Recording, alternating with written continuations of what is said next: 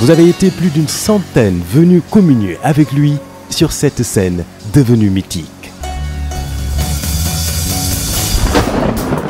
C'est le grand bal!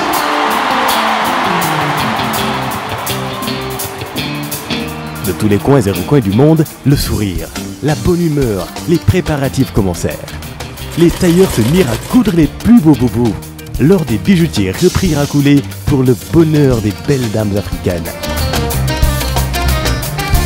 Vos cris de bonheur et d'exaltation feront monter les décibels. Les solos des guitares électriques se feront plus lancinants, les danseurs tourbillonnant au rythme infernal des tambours africains, tandis que la voix atteindra des octaves jamais égalées. Grâce à vous, l'ambiance sera encore extraordinaire. La fête sera grandiose. Bougez, tirez, chantez, dansez. Vous, Youssou N'Dour, le Super Étoile et Bercy, c'est déjà 17 ans de bonheur partagé. Merci!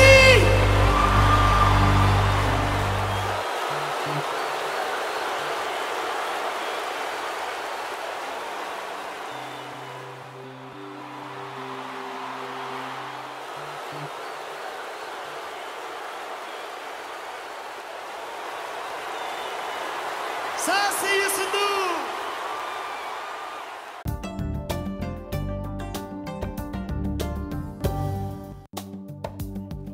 Mesdames, Messieurs, bonsoir. Il est 20h sur les antennes de la télé Futur Média. C'est parti pour le sommaire de cette édition Magal Touba 2017. La ferveur religieuse commence à gagner la ville sainte de Touba avec l'arrivée des fidèles et le balai des hommes politiques.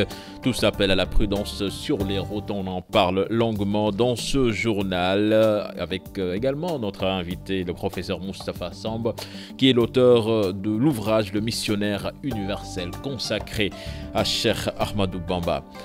Le mouvement au Sénégal, Sounou était en croisade contre le chômage des jeunes. Ses membres, autour d'un forum, ont travaillé sur la problématique avec pour objectif de soumettre les résultats au ministre chargé de l'Emploi. Saltigué chez les dames et l'US Rail chez les messieurs vainqueurs de la Coupe du Sénégal de handball. C'était ce samedi pour la fermeture de la saison à Iba Mar Diop. C'est à suivre dans la page des sports. Voilà le sommaire de cette édition. Tout de suite, le développement.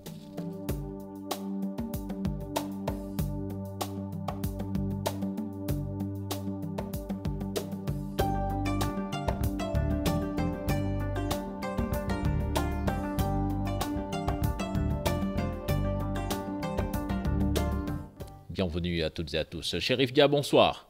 Bonsoir, cher Tidiane Dia. Alors, Chérif Dia, vous êtes en ligne de la ville sainte de Touba. Vous êtes arrivé fraîchement de Touba, donc.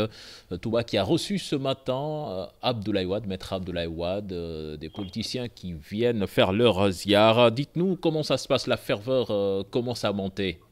Oui, vous avez raison, à 3 jours de la célébration du Grand Magal de Touba. Donc, la grande ville sainte commence à refuser du monde et le balai politique également.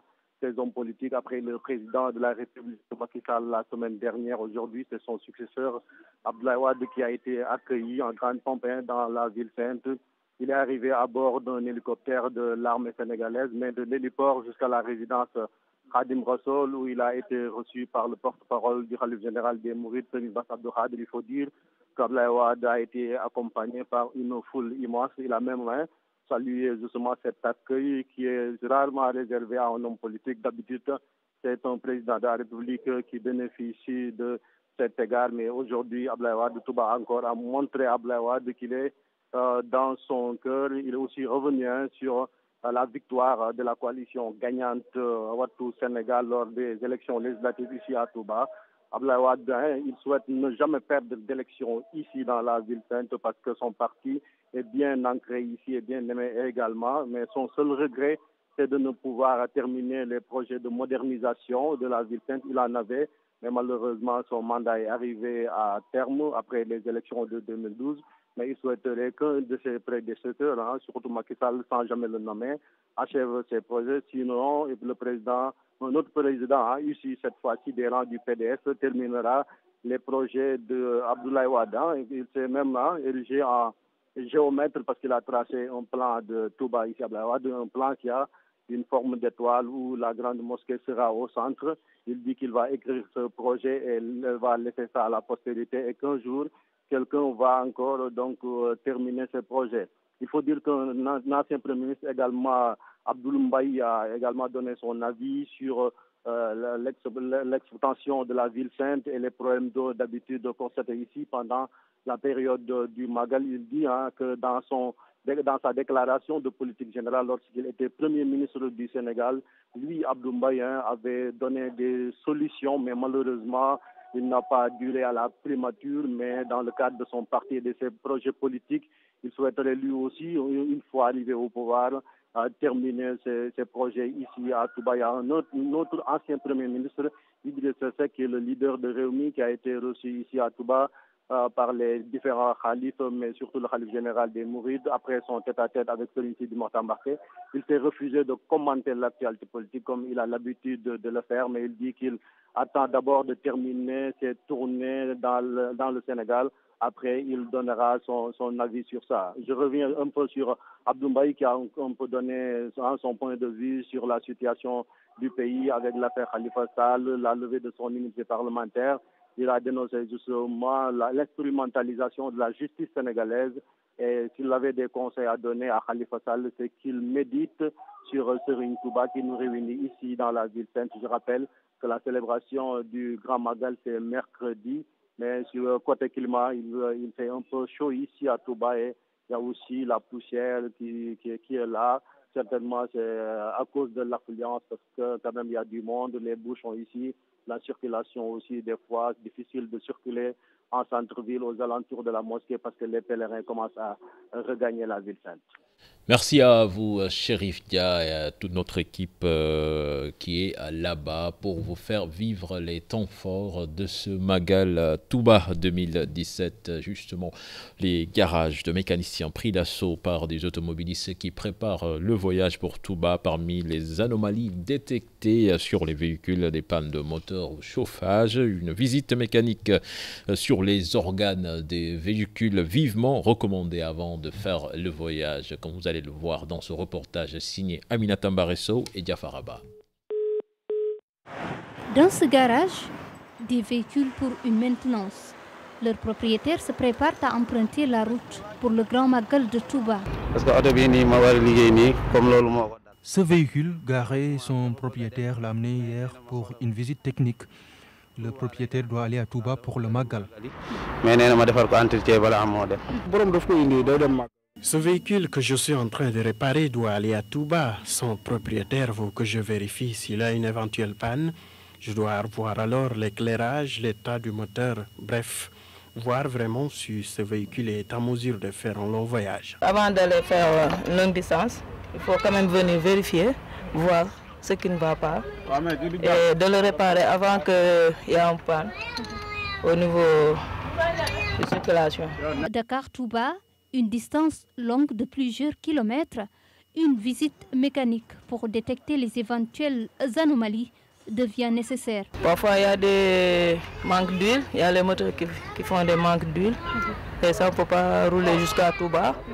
Il y a aussi au niveau des freinages, le système freinage, on peut voir ça aussi. En cette période de forte chaleur, les moteurs de ces véhicules ont tendance à chauffer.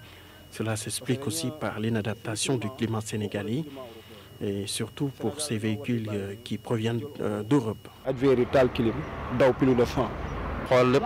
Je vérifie toutes les anomalies. S'il y a nécessité de remplacer les pièces, je le fais. Dans ce garage, des automobilistes particuliers sont plus présents. Sur place, les pièces sont vérifiées et remplacées avant le feu vert pour Touba. Je vérifie l'état des organes du véhicule pour voir s'ils ne sont pas détériorés. Je regarde également les amortisseurs et les freins du véhicule. À chaque approche du Grand Magal de Touba, des embouteillages sont notés tout au long de la voie qui mène à la cité religieuse. Certains automobilistes préfèrent des voies de contournement, une tâche souvent difficile pour des véhicules qui ne sont pas en bon état. Aminata Baresso, ville, carrefour, Diamniadio, magnifie les dispositions prises par des autorités pour sécuriser les passagers de la route ainsi que les populations durant ce Magal 2017. Les populations donc au sommet d'être vigilants et les chauffeurs au respect du code de la route. Les détails avec nos correspondants sur place, Ousseynou Thiam et Biradiani. Comme chaque Magal de Touba, les autorités prennent des dispositions pour sécuriser les usagers de la route. C'est le cas à Diamniadio où une unité des sapeurs-pompiers est installée depuis le début de la semaine.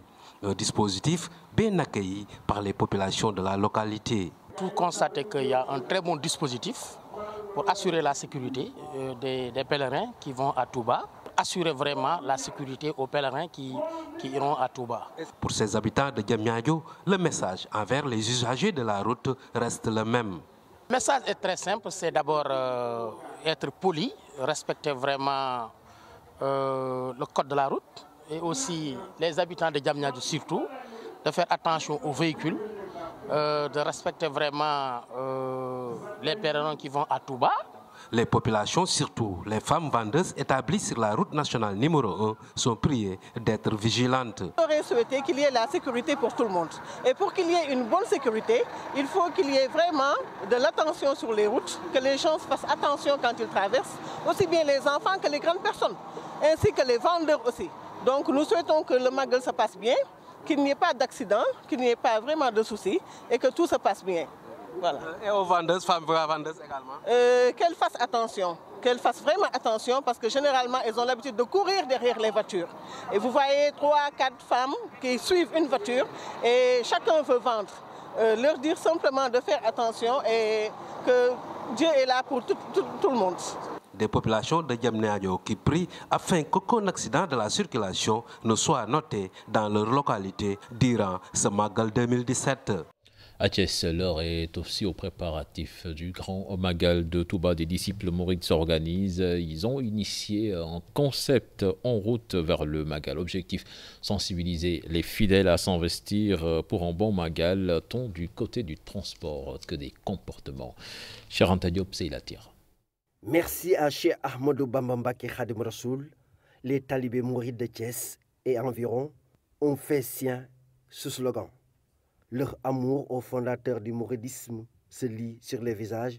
Ils ont arpenté les rues de la capitale du rail pour jouer leur partition dans les festivités du 18 Safar, moment choisi pour préparer le grand Magal de Touba.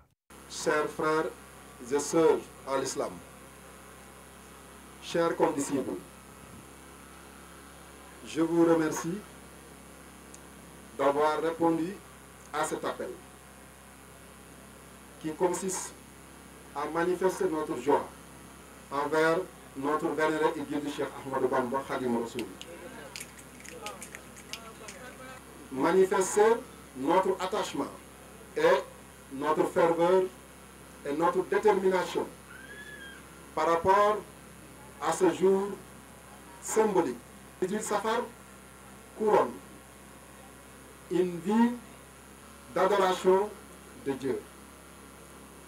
Une vie d'un homme qui a confié toute sa vie en Allah. Ces talibés mourides ont fait vibrer la ville de Thiès. Leur guide, Serigne Sambake, appelle les talibés à la droiture, au respect des enseignements de Serigne Touba. Ce saint homme qui a toujours œuvré pour une paix, pour la paix au Sénégal et dans le monde, et il a aussi prôné pour la non-violence. 18 Safar consacre le combat d'un homme qui n'avait que sa plume comme arme, en l'utilisant comme moyen d'invocation en Allah.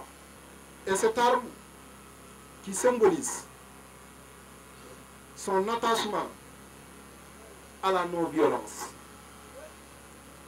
qui a consacré toute sa vie au service d'Allah, d'un homme qui a consacré toute sa vie au service du prophète Mohammed sallallahu alayhi wa sallam. Presque chaque jour, ce sont des centaines de talibés qui organisent ces manifestations, des manifestations en route vers le Magal de Touba, prévu le 8 novembre prochain.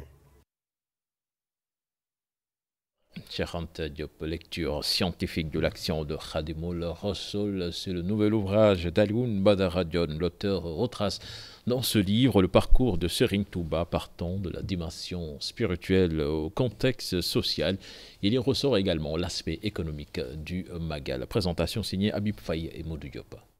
Cheikh Ahmadou Bamba, ce grand homme, une source d'inspiration, pousse l'auteur Alioune Badara Dione à écrire un livre intitulé « Lecture scientifique de l'action de Khadimoul Rassoul », un ouvrage qui retrace le parcours du fondateur du mouridisme.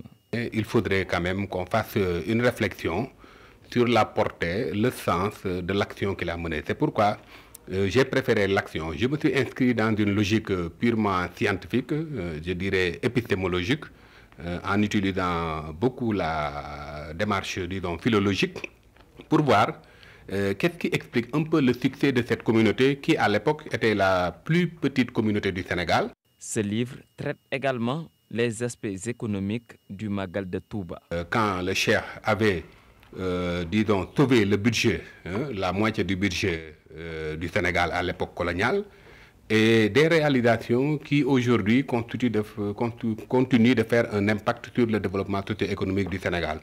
Vous voyez maintenant l'effet que fait le Magal actuellement. On est en période de Magal. De la dimension spirituelle au contexte social, l'auteur démontre la philosophie de contournement de Serigne Touba. Ce qui est un peu inédit dans la démarche que j'ai adoptée, c'est que souvent dans des écrits pareils, on commence par le contexte social.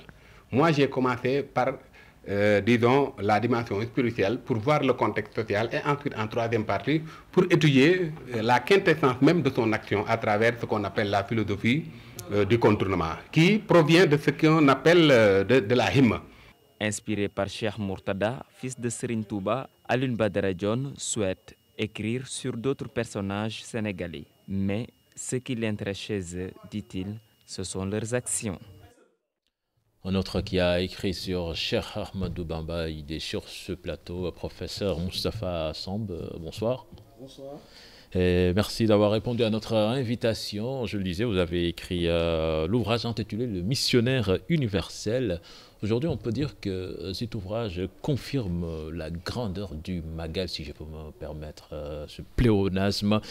Touba qui accueille pratiquement 5 millions de pèlerins pour cette célébration. Merci beaucoup. C'est un fait donc inédit, un homme exceptionnel, donc l'histoire est avare. Cheikh Ahmadou Bamba donc, est parti, 8 ans, il est revenu. C'est déjà un sujet, donc une chose extraordinaire, le fait de revenir au Sénégal, sain et sauf. Mais pourtant, il célèbre le départ. Et pour ça, il faut comprendre le pacte de Darou Khoudoss, ce qu'on appelle le pacte de Darou Khoudoss, où Serigne Touba avait négocié, avait discuté avec Dieu le Créateur via le prophète Mohammed. Donc il est très cohérent. C'est par rapport au départ que Serigne Touba célèbre le Magal. Une façon de remercier son Seigneur, qui l'a comblé de grâce après avoir traversé des souffrances extraordinaires. Parce que vous savez, Serigne Touba est revenu d'exil. Mais une fois au Sénégal, il a continué à être surveillé. Cela veut dire quoi? Cela veut dire qu'il a un échec quelque part, de la part de ceux qui l'avaient exilé. Vous exilez quelqu'un pendant 8 ans, il revient, vous continuez à le surveiller. Il continue de hanter votre sommeil. Cela dénote un échec. On ne surveille pas quelqu'un qui a capitulé. Et ça, on a l'habitude de le dire. Et quand vous parlez de missionnaire universel, vous faites référence à quoi exactement? Non, c'est pour dire que Serigne Touba dépasse tout ce que nous disons. Serigne Touba ne peut pas être enfermé dans un carcan national. Parce que j'ai l'habitude de dire que Serigne Touba est le premier, non seulement c'est un non-violent, c'est le premier non-violent d'ailleurs, parce qu'il l'a fait avant Gandhi, avant Martin Luther King. Ça, celui qui vient de parler à la télévision l'a rappelé. Serigne Touba, même la négritude, Serigne Touba est le premier à défendre la race noire. Parce qu'en 1934, lorsque Senghor, Damas et Césaire écrivaient l'étudiant noir pour défendre la thèse, la race noire, Serigne Touba, lui, il n'était plus là déjà. Il a écrit, il a défendu la race noire et il est parti. C'est après son départ que ces gens-là ont créé la négritude. Donc c'est le père de la négritude. Donc il faut qu'on sache la véritable dimension de Serigne Touba. Et pour cela, je crois qu'il faut écrire pour faire en sorte que le monde entier sache qui est Seigne Touba. Justement, le centum n'est pas qu'universel, il est aussi multidimensionnel et transversal. Et absolument, il est multidimensionnel par son écriture, par la résistance qu'il a faite vis-à-vis des Toubabs, et par la suite, même ses successeurs. Parce qu'en 1929, en pleine crise mondiale, la crise économique des années 1929, Seigne Modou Moustapha a réussi à mettre le rail dans des conditions extrêmement difficiles, dans un contexte de refus voilé de l'administration coloniale. Parce qu'en réalité, il n'a qu'une seule guerre mondiale. Hein. Les conséquences de la Première Guerre sont en fait les causes de la Première Guerre. Les conséquences de la Première Guerre sont les causes de la Deuxième Guerre. En réalité, il n'y a qu'une seule guerre. Parce qu'après le traité de Versailles, la SDN, l'Allemagne a été humiliée, l'Allemagne a été dépossédée de ses biens, de ses territoires, l'Allemagne a été vraiment condamnée à payer des dommages et intérêts. Cette frustration que l'Allemagne a occupée sont les ingrédients qui ont débouché à l'éclatement de la Deuxième Guerre. Donc, dans ce contexte-là, difficile, Seigne Modou Moustapha a eu l'intelligence et la détermination de mettre le rail et de construire la mosquée de Touba, qui était un vœu, une urgence pour Cheikh Ahmadou Bamba. Vous l'avez évoqué tout à l'heure, Cheikh Ahmadou Bamba a été confronté à de rudes épreuves durant sa vie. Mais quelle a été sa force pour vraiment faire face? La force de Cheikh Ahmadou Bamba, c'est que c'est un homme de Dieu, un saint. Ce n'est pas un homme ordinaire, Seigne Touba, ça c'est un pléonasme de le dire. Ensuite, Seigne Touba, il avait la foi. Mais cette histoire de foi-là, c'est difficile. Il y a un administrateur colonial qui disait que Ahmadou Bamba a certes la foi, mais cette histoire de la foi-là dépasse la raison. Nous-mêmes, on ne comprend pas. Mais quand il s'agit de son Seigneur, vivre ou mourir, il s'en fout. Donc, être Seigne Touba, ce n'est pas donné. C'est pas donné, c'était un homme de Dieu, un saint, quelqu'un qui a osé défier l'administration coloniale, qui l'a fait effectivement, qui est revenu et qui a continué. Seigne Touba n'a jamais changé d'un iota de sa philosophie et de son comportement. Parce que ce sont les changements de politique coloniale, par exemple avec la phase de William Ponty, à partir de 1912, qui expliquent le rapprochement. À partir de ce moment-là, à Diourbel, c'est la phase de Diourbel, les Blancs ont dit, depuis des années, on se bat contre cet homme-là, on ne parvient à changer ni rien du tout. N'est-il pas temps de changer de politique envers lui? C'est en ce moment-là qu'ils ont commencé à respecter le marabout, qu'ils ont commencé à avoir une autre approche. Ils ont même essayé de le décorer en 1919, ce que le marabout n'a pas accepté. Voilà, vous avez écrit sur Serigne Touba, d'autres l'ont fait. Alors aujourd'hui, n'est-il pas temps pour, je ne sais pas, nos autorités d'essayer d'inclure dans nos programmes, d'enseigner dans nos écoles l'histoire de nos hommes? Mais merci beaucoup, ça je le dis partout dans toutes les télévisions.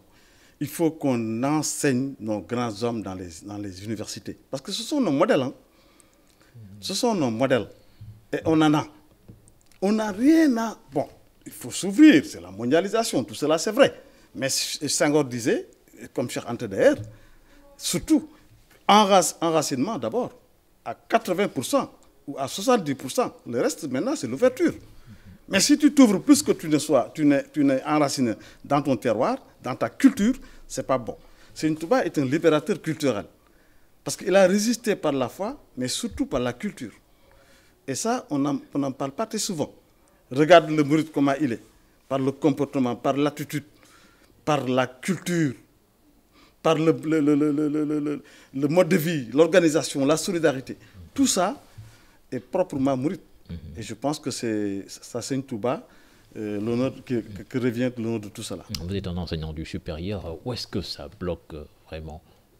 Non, c'est le problème de... Ça, c'est au niveau, je crois, c'est des choses qui ont duré. Vous savez, notre système d'enseignement est un héritage de la colonisation, hein, ça, il faut le dire. Cheikh Anta Diop disait que nous devons exclure du champ de notre coopération les modèles, les références et les labels. Et que nous devons révolutionner le système d'enseignement scolaire et universitaire, qui sont des milliers d'extraversions des consciences en Afrique. Il est temps donc qu'on revienne à nos réalités. Je crois que c'est une chose qu'il faut poursuivre. Voilà, nous allons parler un peu de politique avant de vous libérer, professeur, avec l'actualité, l'affaire Khalifa Sall qui est sur toutes les lèvres en tant qu'observateur et chef de parti politique également. Comment l'analysez-vous? Bon, vous savez, c'est des dossiers à la fois politiques et juridiques. On ne peut pas rentrer très souvent dans la dimension juridique. Mais la dimension politique, ce que j'en sais, moi j'ai toujours prôné qu'on libère Khalifa Sall. puisque moi je me dis que il est plus encombrant en prison que dehors. Donc, quelles que soient les raisons, pour moi, je le préfère dehors, honnêtement. Maintenant, est-ce que sur le plan du droit, c'est possible ou pas? Ça, c'est un autre problème. Mais en tout cas, je l'ai écrit personnellement. J'ai toujours dit que pour l'image de notre démocratie... Quand vous dites que vous le préférez d'or, c'est par rapport à son innocence ou à la stabilité du pays? Non, par rapport à la politique même, par rapport à l'enjeu politique. Moi qui suis politicien et qui suis du côté du pouvoir, ça je ne sais pas, c'est un secret de polichinelle, avec le pouvoir. Mais ma position est que je le préfère d'or. Bon, maintenant les choses ne sont pas peut-être aussi simples. C'est un dossier que je ne maîtrise pas à 100%. Mais en tout cas, moi, je pense que par rapport à beaucoup de paramètres, je le préfère d'or qu'en prison. Donc, le Parti pour la Renaissance africaine et du développement est un parti qui roule avec la majorité. Est-ce que vous ne vous sentez pas un peu exclu ou bien vous êtes dans la gestion des affaires de la cité? C'est une question à laquelle je vais donner une réponse peut-être un peu politique. C'est que nous ferons, le moment venu, et nous y sommes, l'évaluation du compagnonnage que nous avons eu avec la majorité. C'est vrai que c'est un parti qui a reçu son récépissé, ça fait pas longtemps, mais nous allons évaluer et en fonction de cette évaluation. Et je préviens, nous ne sommes pas un parti cabine téléphonique.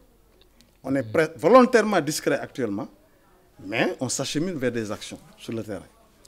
Et vers des mobilisations sur le terrain. Et à la présidentielle de 2019 qui se profile à l'horizon, on se rappelle que vous étiez tenté lors de la dernière présidentielle. Est-ce que vous nourrissez toujours l'ambition de diriger ce pays, d'être candidat? Bon, je n'ai pas de fixation sur le fait de diriger le pays. Hein. Ce n'est pas une fixation pour moi. Je suis simplement dans un champ politique où il faut réfléchir, il faut calculer, il faut tirer les leçons de ce qui se passe sur le terrain. Et ça, nous le ferons le moment venu, Inch'Allah. Voilà, merci professeur Samb. Merci beaucoup, merci. C'était un plaisir de vous recevoir sur ce plateau de 20h de la TFM. Le reste de l'actualité à Niassia, dans le département de Ziguinchor. 6 villages de la localité demandent à l'État du Sénégal un déminage humanitaire. Annonce faite en marge d'une manifestation populaire. Là-dessus, nous écoutons Mamadou Diallo, maire de Niassia, interrogé par Boubacar Diassi et Lamine Magnan. La commune de Niassia a encore 6 villages où il n'y a personne. Badem, Bagam, Mahamounda, Bazere, Bougnac, Kassou. Et ces populations sont un peu dispersées dans la commune, dans le département, dans la sous-région. Aujourd'hui, il y a l'envie de retour et ces populations ne sont pas accompagnées. Nous lançons l'appel à l'État, aux ONG, pour un déminage humanitaire d'abord, avant l'accompagnement en infrastructure, en semences et autres, pour que les populations puissent retourner. Et il y a eu des réunions, des congrès pour préparer et sensibiliser ce retour-là. Donc ce retour doit être accompagné et sécurisé. Pour cela, nous lançons un appel à l'État pour un déminage humanitaire. Elles veulent revenir, mais il n'y a pas encore cette sécurité qu'on chante tant par rapport aux mines, parce qu'on ne sait pas où poser les pieds. Et cela, il est bon qu'il y ait un déminage humanitaire pour permettre aux populations de repartir. Une première activité dédiée à la problématique de l'emploi des jeunes. Les membres du mouvement Sénégal Sunuyité ont organisé un forum sur la question du chômage. Ils comptent remettre les résultats de leur échange au ministre de l'Emploi. Un reportage signé Moussa Ngom et Mardien. Transcender les querelles politiques pour traiter des questions sociales. Pour leur première activité, les membres du mouvement Sénégal Sunuyité ont voulu adopter une démarche purement citoyenne en se penchant sur la problématique de l'emploi. L'État ne peut pas tout faire. Nous allons écouter les jeunes, nous allons échanger avec cette jeunesse. Et maintenant, nous savons et nous disons que pour l'emploi des jeunes, il faut développer le secteur privé. Parce que pour nous, c'est le secteur privé qui doit prendre en charge ce problème-là. Et ce secteur privé a des problèmes. Et à l'issue de ce forum, nous allons vraiment lister tous les problèmes qui bloquent ce manque d'emploi. Et je pense que vous avez vu tout à l'heure le professeur dire, il y a plusieurs types de manque de jeunes qui manquent d'emploi. Il y a le jeune formé qui n'a plus d'emploi, les diplômés n'ont pas d'emploi, les jeunes qui ne sont pas formés n'ont pas d'emploi. Voilà un problème que nous devons solutionner. Au programme des séances d'écoute et d'échange avec des experts, Un forum initié par les jeunes du mouvement qui espèrent trouver solution au chômage qui touche un grand nombre de leurs pairs au Sénégal. Si aujourd'hui, on se retrouve dans une problématique où après les études, après la formation, on ne trouve pas un emploi, on ne trouve pas un emploi décent, alors là, il y a problème. On a énormément de ressources, il y a autant d'opportunités pour trouver du travail, mais pourquoi ça bloque? C'est ça le problème, on ne voit pas le problème. Et on a l'impression que nous-mêmes nous sommes le problème. Et pour cela aussi, il va falloir trouver des voies pour sortir de ce problème. Un atelier de discussion sur la problématique de l'emploi qu'il souhaite utile avec le dépôt des conclusions du forum sur le bureau du ministère de l'Emploi. Puis à Ranérou, le secrétaire général du Parti de la Réforme, Amadou Dawa Diallo, invite l'État du Sénégal à mettre les moyens dans le département de Ranérou pour booster la zone sylvopastorale. Il s'exprimait en marge de la finale zonale de Ranérou, présidée par le député Théodore Chérif Monteuil de l'Union citoyenne. Bontoubi, nous l'écoutons au micro de Modoubaï. Tout ne peut pas se concentrer à Dakar, à Thiès, à Mbour, au détriment en tout cas des autres localités de ce pays. On est dans un pays unique et indivisible. On doit bénéficier de toutes les ressources de ce pays-là. La redistribution sociale du budget social de l'État, je pense que ça doit se ressentir au niveau également de Ranérou. Ranérou doit être un chantier permanent. Je pense que cette zone-là également fait partie du Sénégal. Et en tant que telle, elle a besoin de financement. À la limite, les gens ont parlé de plan Marshall pour l'Europe. Je dirais également qu'il faudrait bien qu'il y ait quelque chose de concret que l'État mettra sur la table aujourd'hui pour porter le développement de cette zone-là. Aucun jeune ne travaille ici.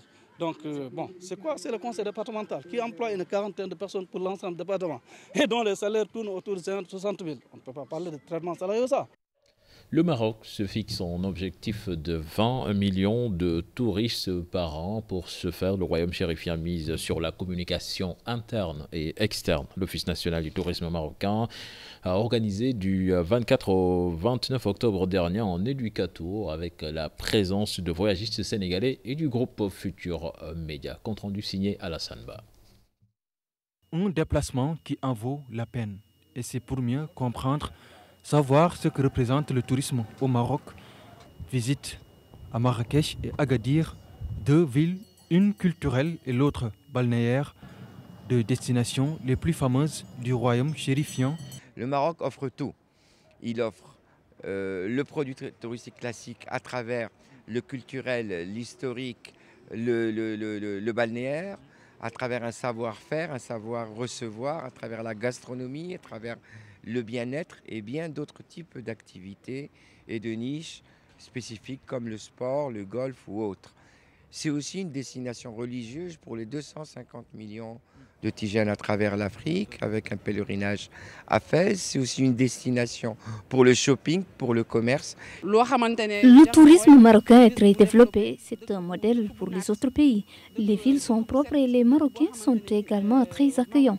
En plus, ils nous considèrent comme des frères, nous Sénégalais. Le groupe Futur Média est aussi de la partie objectif accompagner les hôteliers marocains.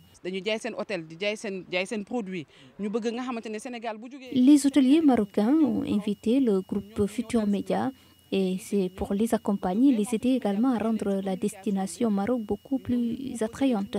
Nous aussi, nous sommes venus les proposer nos supports de communication, les proposer nos gammes de produits et voir également comment nouer des partenariats entre eux dans le long terme.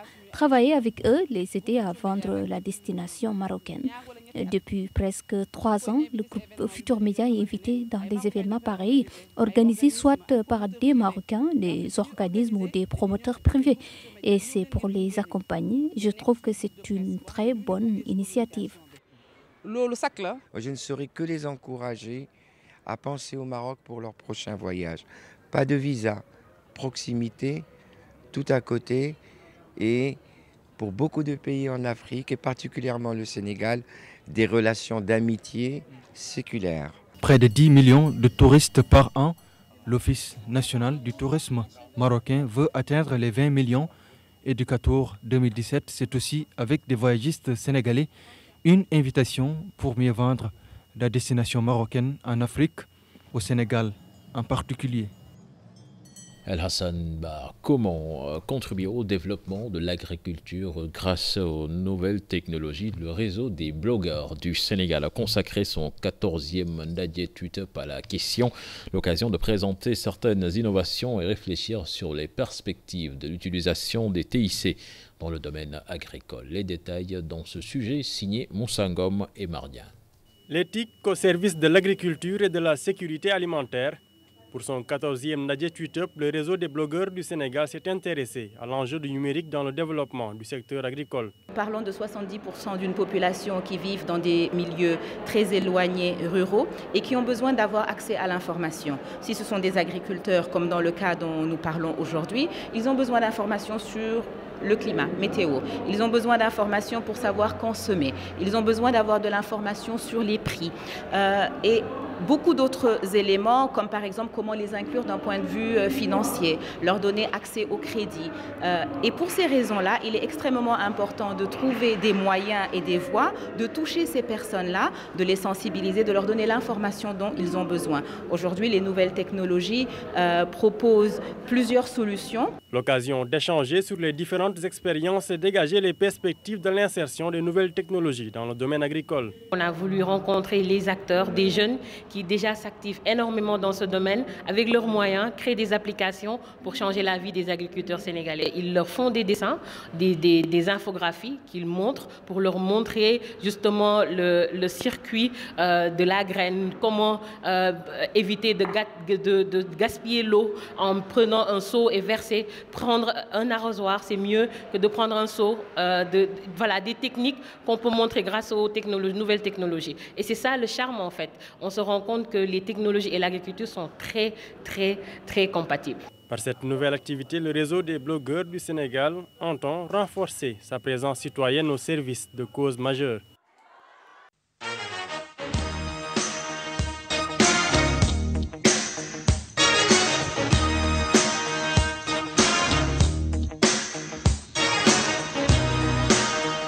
Nous parlons de la finale de la Coupe du Sénégal de handball. Chez les filles, c'est Saltigué qui conserve son titre devant la Renaissance de Tivaouane 32-27. Chez les garçons, l'US Rail a encore gagné la Coupe devant Saltigué 25-23 dans ces deux matchs. Tout s'est joué dans les dernières minutes avec l'expérience qui a prévalu. Compte rendu signé Pape Faraning et Modou Diop.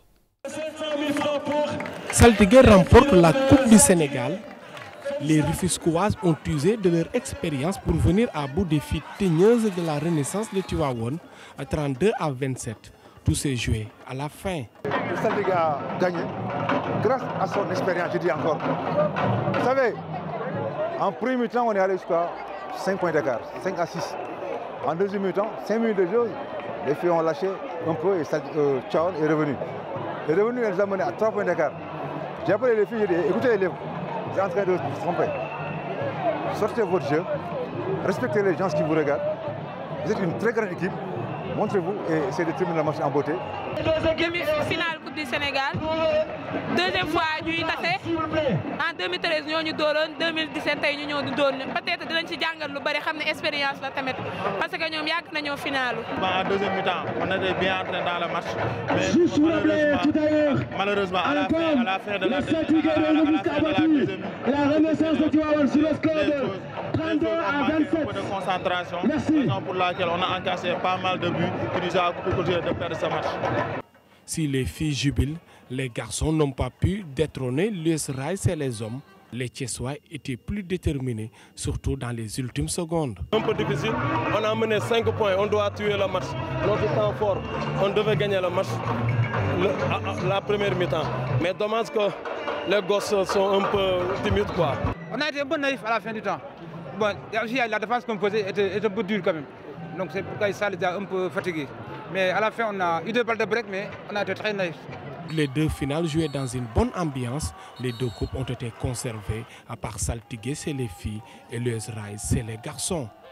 Faraning, Saltigué présente 2 équipes en finale de Coupe du Sénégal chez les hommes et chez les dames. Le président du club dévoile son secret. Pour lui, Saltigué est un club familial qui mène tout de même une bonne politique de recrutement. Encore rafale que je vous propose d'écouter.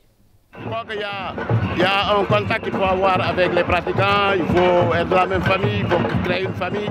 Quand on crée une famille, vous voyez, il n'y a pas d'intérêt, il n'y a rien. Vous voyez, nous avons presque les meilleurs joueuses et joueurs, n'est-ce pas, du Sénégal. Cela vient du fait qu'il y a des gens qui ont quitté le Duc, qui ont quitté Diaraf, qui sont venus chez nous, bon, qui n'ont pas de salaire, mais qui croient à Rufisque, qui croient au saltigué. Et c'est ça peut-être le secret. Hein. Bon, moi je dis, je suis très content que les filles, une fois de plus, aient gagné ce match-là. Vous voyez, cette Coupe du Sénégal. On a été souvent champion ou même détenteur de la Coupe du Sénégal pendant 10 ans. Mais il y a aussi le fait qu'on a été qualifié pendant 3 ans au niveau international, au niveau africain. Bon, on a été jusqu'à quart de finale, ce qui est inédit, ce qui n'a jamais été fait au niveau du Sénégal. Nous pensons qu'en tout cas, Rufisque va avoir ce qu'il faut au point de vue infrastructure pour pouvoir permettre en tout cas d'aller de l'avant et d'avoir encore davantage de coupes et de gagner assez de championnats. C'était le dernier élément de ce journal. Excellente suite de programme en compagnie de la Télé Futurs Médias. Au revoir.